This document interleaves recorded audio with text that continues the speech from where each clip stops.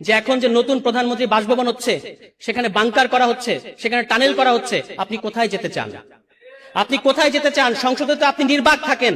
এবং পার্লামেন্টারি ডেমোক্রেসির নামে আপনারা দেখেছেন যে স্বরাষ্ট্রমন্ত্রী তিনি ক্রীড়া বিষয়ক প্রশ্নের উত্তর দেন, স্বাস্থ্য বিষয়ক প্রশ্নের উত্তর দেন, তিনি সব্যসাচী সমস্ত বিষয়ে প্রশ্নের উত্তর দেন। শুধু নিজের মন্ত্রণালয়ের অবস্থা ওই সাবেক অন্তর্বর্তী সরকারের সাবেক স্বরাষ্ট্র উপদেষ্টার চেয়েও ব্যর্থ স্বরাষ্ট্রমন্ত্রী তিনি।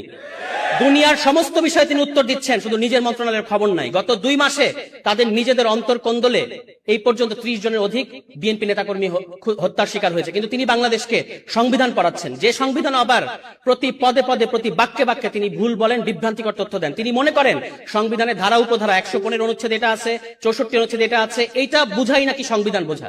তিনি এখন বাংলাদেশে অপ্রতিদ্বন্দ্বী সংবিধান বিশেষজ্ঞ হয়ে গেছেন এবং তিনি মানে কত তার অডাসিটিটা আপনারা খেয়াল করবেন। সংসদে দাঁড়িয়ে পুরো জাতিকে তিনি অপমান করছেন। তিনি বলছেন তিনি মাস্টারি করছেন।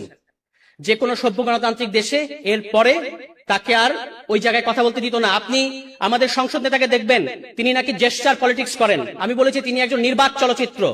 সংসদে তিনি গাম্ভীর্যের সাথে বসে থাকেন।